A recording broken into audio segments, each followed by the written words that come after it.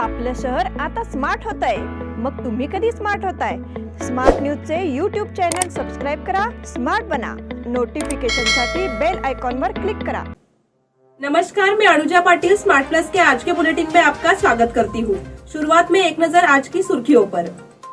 देश की विदेशी मुद्रा भंडार में लगातार गिरावट. लगातार दूसरे दिन 2.5 लाख मरीज बढ़े. दूसरे वीकेंड कर्फ्यू ने शहर सूना हो गया. महिला आघाड़ी सोसाइटी के कार्यालय में चोरी. मनपा की ओर से मास्क जागरूकता अभियान तेज. जलपूर्ति व्यवस्था को सुचारू बनाने के संबंध में सख्त निर्देश. रंगोली के सप्तरंगों में खुशियों के दीप चमकाए. आराधना के साथ अपनी दिवाली मनाए. कपड़ों की दुनिया में एक भरोसेमंद और गुणवत्तापूर्ण नाम आराधना. गृहलक्ष्मी की सुंदरता की पहचान है साड़ी. घर की औरत का रुबाब और संस्कृति की देन है साड़ी. इस दिवाली के सुनहरे मौके पे आराधना लेके आए हैं महिलाओं के लिए मनपसंद साड़ीज और रेडीमेड सहित बच्चों के लिए आकर्षक और मनपसंद ड्रेसेस. पुरुषों के लिए जेंट्स वेयर में shirt, T shirts, jeans, formal और भी कई प्रकार के ड्रेसेस. जल्द ही अपनी मनपसंद ड्रेस खरीदे सिर्फ आराधना में. बेलगाम के वस्त्र जगत में बहुत ही बढ़िया है आराधना. नए कपड़े पहन के दीजिए दिवाली की शुभकामना. आराधना, मारुति गली, बेलगाम. अब समाचार विस्तार में. देश के विदेशी मुद्रा भंडार में भारी गिरावट आई है. 7 जनवरी 2022 को समाप्त सप्ताह के लिए भारत की विदेशी मुद्रा भंडार में 8,878 मिलियन की गिरावट आई. भारत के पास अब 2,632.736 अरब का विदेशी मुद्रा भंडार है. भारतीय रिजर्व बैंक ने आंकड़े जारी किए हैं. विदेशी प्रवाह में लगातार गिरावट केंद्र सरकार के लिए चिंता का विषय है. इससे पहले 31 दिसंबर 2021 को समाप्त सप्ताह में विदेशी मुद्रा भंडार 1.466 अरब घटकर 3,633.614 अरब पर आ गया था. 24 दिसंबर को समाप्त सप्ताह में विदेशी मुद्रा में 58.7 मिलियन की गिरावट आई थी. उस समय विदेशी मुद्रा भंडार 5,635.8 अरब था. 17 दिसंबर को समाप्त सप्ताह के लिए विदेशी मुद्रा भंडार कोटि 107 मिलियन गिरकर 5,635.667 बिलियन हो गया. आरबीआई द्वारा शुक्रवार को जारी साप्ताहिक आंकड़ों के अनुसार 7 जनवरी को समाप्त सप्ताह में विदेशी मुद्रा भंडार में तेजी से गिरावट आई. गिरावट मुख्य रूप में विदेशी मुद्रा आय में मंदी के कारण थी. लगातार दूसरे दिन 2.5 मरीज बढ़े. देश में कोरोना महामारी की तीसरी लहर दस्तक दे चुकी है. मरीजों की संख्या दिनों दिन बढ़ती जा रही है. देश में लगातार दूसरे दिन नए कोरोना की रुग्ण की संख्या 2.5 लाख से अधिक हो गई है. इसके अलावा कोरोना के कारण हृदय रोग भी बढ़ रहा है. एक और जहां पे सिर पर कोरोना फिर से प्रकट हो गया है, वहीं दूसरी ओर कोरोना के एक नए रूप ओमाइक्रॉन का संक्रमण भी बढ़ रहा है. पिछले 24 घंटे में देश भर में 2,68,833 नए कोरोना के रुग्ण मिले हैं. यह संख्या कल मिले कोरोना मामलों की संख्या में 4,631 अधिक है. इसके अलावा इसी अवधि में 1,22,684 मरीज कोरोना से ठीक भी हुए हैं. इसके अलावा पिछले 24 घंटे में अकेले 402 करोड़ संक्रमित मरीजों की मौत हुई है और अब तक कुल 4,85,752 करोड़ संक्रमित मरीजों की मौत हो चुकी है. एएनआई ने केंद्रीय स्वास्थ्य मंत्रालय के हवाले से यह जानकारी दी. दूसरे वीकेंड कर्फ्यू से शहर सूना हो गया. बढ़ते कोरोना के प्रकोप को देखते हुए शहर को लगातार दूसरे सप्ताह लॉकडाउन किया गया है. इस सिलसिले में शहर में आवश्यक सुविधाओं को छोड़कर सभी दुकानों को बंद कर दिया गया है और शहर में विभिन्न स्थानों पर बैरिकेड्स लगा दिए गए हैं. देश भर के नागरिक एक बार फिर कोरोना संकट का सामना कर रहे हैं. कोरोना की तीसरी लहर ने दस्तक दे दी है और तस्वीर यह है कि स्थिति एक बार फिर चिंताजनक हो रही है. इसलिए राज्य सरकार ने सख्त पाबंदियां लगाई है. इसी के तहत बेलगाम जिला कलेक्टर ने सप्ताहांत पर भीड़ को निकलने से रोकने के लिए सप्ताहांत कर्फ्यू लगा दिया है. इस वजह से शनिवार की सुबह सड़कों पर वाहनों की भीड़ लग गई. वीकेंड पर भीड़भाड़ वाले बेलगाम के कुछ हिस्सों में पूरी तरह शांति है. अनधिकृत आवाजाही प्रतिबंध है. इसका असर भी देखने को मिल रहा है। पुलिस सड़क पर दिखने वाले वाहनों की जांच कर रही है। गौरतलब है कि गणपत गली, रविवार पेट, शाहपुर, तिलकवाड़ी, वडगांव, अनगोल, खासबाग सब्जी बाजारों में वीकेंड पर भीड़ रहती है। ऐसे स्थानों पर पुलिस भी तैनात की गई है। आवश्यक सेवाओं के लिए हमेशा गणपत गली में भीड़भाड़ रहती है। हालांकि लॉकडाउन के कारण स्थिति धूमिल होती दिख रही है। महिला आघाड़ी सोसाइटी के कार्यालय में चोरी। गणपत गली में महिला आघाड़ी सहकारी सोसाइटी के कार्यालय में चोरों ने लूटपाट की है। इस तरह की घटना शुक्रवार की मध्य रात्रि के करीब हुई। चोरों ने उससे 30,000 रुपए नकद चुरा लिए। उन्होंने लॉकर में सेंध लगाने की भी कोशिश की, लेकिन असफल रहे। पता चला है कि आधी रात के करीब चोर सोसाइटी भवन की पहली मंजिल पर स्थित कार्यालय में घुसे। उन्होंने कार्यालय में एक निकास पंखे के खुली जगह से प्रवेश किया। चोरों को 30,000 रुपए नकद मिले हैं। इसके बाद उन्होंने सोसाइटी का लॉकर तोड़ने की कोशिश की, लेकिन वे असफल हुए। भीड़भाड़ वाले बाजार में हुई इस घटना से हड़कंप मच गया है। पुलिस शहर में गश्त बढ़ाने की मांग कर रही है। मनपा की ओर से मास्क जागरूकता अभियान तेज। शहर और इसके आसपास के इलाकों में कोरोना मरीजों की संख्या दिन ब दिन बढ़ती जा रही है। देश भर में कोरोना का अकाल फिर से शुरू हो गया है। इसने अत्यधिक सतर्कता की आवश्यकता पैदा कर दी है। हालांकि यह देखा जा रहा है कि नागरिकों ने अभी तक इसके बारे में ज्यादा जागरूकता नहीं ली है।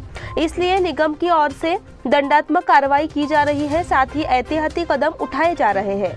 पिछले 3 दिनों में करीब 250 लोगों को गिरफ्तार किया गया है। साथ ही उनके पास से 26,400 रुपए का जुर्माना भी वसूल किया गया है। राज्य सरकार ने साफ कर दिया है कि वह फिलहाल लॉकडाउन नहीं लगाएगी। हालांकि कोरोना की गंभीर प्रकृति पर नागरिकों का ध्यान नहीं गया है। शहर के केंद्रीय बाजार में साथ ही थोक सब्जी मंडी में भी भारी भीड़ और मंदी को देखते हुए क्या नागरिकों को कोरोना का डर नहीं है, ऐसा सवाल उठ रहा है। लेकिन कोरोना की तीसरी लहर का असर दिन ब दिन बढ़ता ही जा रहा है। छात्र समेत कई नागरिक कोरोना की चपेट में आ चुके हैं। जलापूर्ति व्यवस्था को सुचारू बनाने के संबंध में सख्त निर्देश।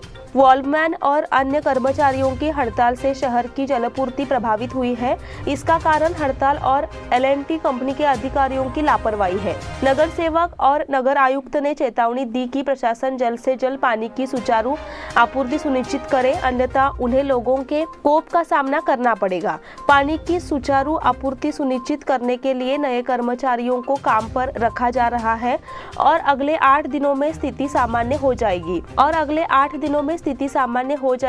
ऐसा बयान अनिल बेनके ने प्रस्तुत किया। हड़ताल के कारण पिछले 10 दिनों से शहर के कई इलाकों में पानी की आपूर्ति नहीं हो रही है। बेनके ने नगर निगम हॉल में उत्तर निर्वाचन क्षेत्र के नगर सेवकों और L&T कंपनी के अधिकारियों की संयुक्त बैठक बुलाई। बेलगाम के लोगों को मांगों के लिए उच्च सम्मान में रखना गलत है। कर्मचारियों की मांगों को स्वीकार करना हमारे ऊपर नहीं है। इसलिए काम के दौरान अगर वे आंदोलन करते तो उनकी मांगों पर विचार किया जाता। आज 75 नए कर्मचारियों की भर्ती कर प्रशिक्षण दिया जा रहा है। उन्होंने नगर सेवकों से भी अपील की कि वे अपने अपने वार्डों में पानी की आपूर्ति में अनुभव रखने वाले सेवानिवृत्त लोगों की मदद से सुचारू जलापूर्ति की पहल करें, ऐसा बेनके ने कहा। अब समय हो गया है छोटे से ब्रेक का। आप देखते रहिए smart plus. Poddar brothers jewellers, A perfect blend of traditional and modern jewelry in North Karnataka, Goa and southern Maharashtra, serving since 5 generations.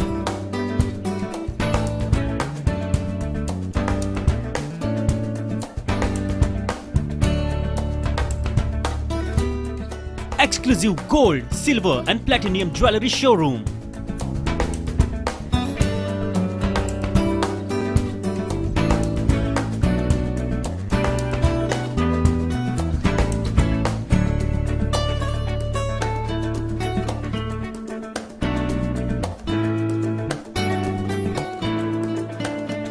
Poddar Brothers, Poddar Sons and Grandsons. खड़े बाजार Belgaum. Call is on 0831 240 5550 or 51 or 52 or 53. Visit us at www.poddarjewelers.com.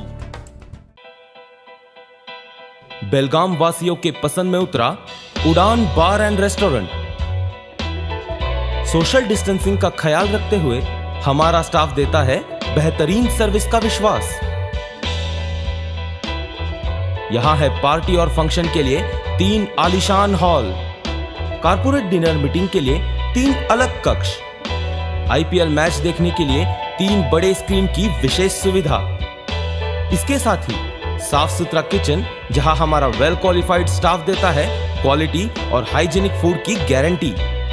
तो फिर खाने की हो बात तो आना परिवार के साथ। उड़ान बार एंड रेस्टोरेंट, लिंगराज कॉलेज के पास, बेलगावी। फोन 0831 2435 777। ब्रेक के बाद फिर से आपका स्वागत। कित्तूर चन्नामा चौक पर श्री गणेश मंदिर जो बेलगाम शहर का केंद्रीय प्रवेश द्वार है उसको नया रूप दिया जाएगा, इसलिए अभी इस मंदिर के जीर्णोद्धार का काम शुरू हुआ है। इसके लिए मंदिर के चारों ओर पुरानी ग्रिल हटाकर नया निर्माण शुरू किया गया है। इस मंदिर के लुक को आकर्षित बनाने की योजना भी तैयार की गई है। यह मंदिर कई वर्षों से पुराने मंदिर के रूप में जाना जाता है। यह बेलगाम और उसके आसपास भक्तों के लिए पूजा का स्थान भी है। शहर में प्रवेश करने वाले हजारों लोग इस मंदिर में भगवान शिव की मूर्ति के दर्शन करते हैं। मंदिर जल्द ही भक्तों के लिए आकर्षक रूप धारण कर लेगा। रोहियो निधि से स्कूल के समग्र विकास के लिए योजना। वर्षों से कठिनाइयों का सामना कर रहे सरकारी स्कूलों में रोजगार हमी योजना के माध्यम से विकास कार्यों के लिए धनराशि उपलब्ध कराई गई है। इसमें से खेल का मैदान, सुरक्षा दीवार, मामूली मरम्मत का कार्य किया जा चुका है। जिला पंचायत ने बेलगाम एवं चिक्कोड़ी शैक्षणिक जिलों में विद्यालय विकास को प्राथमिकता दी है। दोनों शैक्षणिक जिलों के 1560 प्राथमिक और माध्यमिक विद्यालय कई समस्याओं से ग्रस्त है। सुरक्षात्मक दीवारों की कमी के कारण आवारा जानवर स्कूल मैदान में प्रवेश करते हैं। स्कूल के प्रांगण में पेड़ों को तोड़ना, मैदान में कूड़ा डालना, इमारत में घुसपैठ करना कुछ सामान्य घटनाएं हैं। इसका खामियाजा शिक्षकों और छात्रों को भुगतना पड़ रहा है। इसके समाधान के रूप में जिला पंचायत ने रोजगार गारंटी योजना के तहत विकास कार्य करने का निर्णय लिया है। सुरक्षात्मक दीवारों का निर्माण, खेल के मैदानों का निर्माण आदि मुख्य रूप से रोहियो के माध्यम से किए गए हैं। जिले में 63 कार्य पूर्ण होने के साथ ही वर्ष 2020 से 2022 तक 826 शासकीय विद्यालयों के लिए खेल के मैदानों का निर्माण कार्य प्रारंभ हो गया है, जिसमें से 63 स्कूलों में काम पूरा हो चुका है और 315 स्कूलों में काम अंतिम चरण में है। रानी चन्नम्मा विश्वविद्यालय में डॉक्टर मल्लम्मा रेड्डी द्वारा व्याख्यान संपन्न।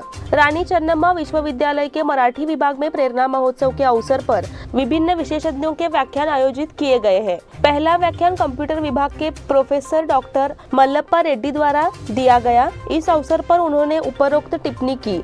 डॉक्टर रेड्डी रानी चन्नम्मा विश्वविद्यालय के कंप्यूटर विभाग में प्रोफेसर है और वेब शोध प्रबंध और IT के लिए नोडल अधिकारी भी है। प्राध्यापक डॉक्टर मनीषा नेसरकर इस समय अध्यक्ष थी। डॉक्टर मल्लप्पा रेड्डी ने आगे कहा कि हमारे शरीर में असंख्य गुप्त शक्तियां हैं।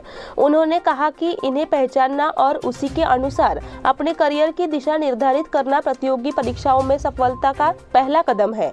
इस व्याख्यान में उन्होंने छात्रों को विभिन्न प्रतियोगी परीक्षाओं और उनकी तैयारी कौशल के बारे में विस्तृत जानकारी दी।